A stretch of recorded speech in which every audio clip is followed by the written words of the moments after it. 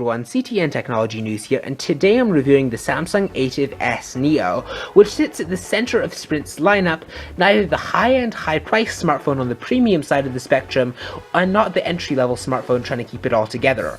A mass-market phone like this occupies an important, if less exciting, place in any carrier's roster, yet this particular middle-of-the-road performer struggles to justify its $149.99 introductory retail price, particularly when the HTC 8XT comes in at $50 less on contract.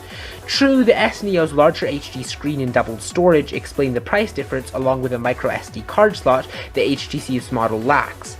Ultimately though, both devices bring good but not great internal operating speeds, photography and features. It doesn't help that Sprint's slow 4G LTE deployment makes downloading apps and uploading photos a drag for anyone still stuck in a 3G only environment. Now, the design of this phone is just about what you'd expect for Samsung. It is an attractive device whose rounded rectangular design comes dressed in patterned high-gloss, dark blue plastic and a shiny metal rim. It weighs 5.1 ounces and comes in at 0.36 inches thick, and the S Neo leaves a much more solid and heavy impression than Samsung's other handsets in general. Now, this phone does run Windows Phone 8 just like the HTC 8XT, and it has all the stuff that Windows Phone 8 has to offer.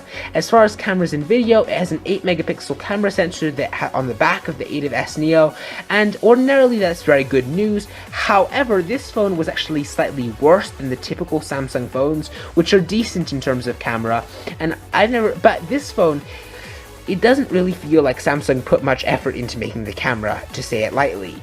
Now, as far as the outlook for this phone, I would recommend this phone if you're looking for a mid-range phone, but with that said, the HTC 8XT is a better value, I would say, overall.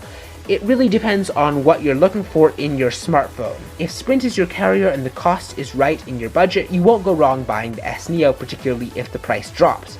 However, it isn't much harder to do a little bit better. Let me know what you think of this phone in the comments below, and thanks for watching.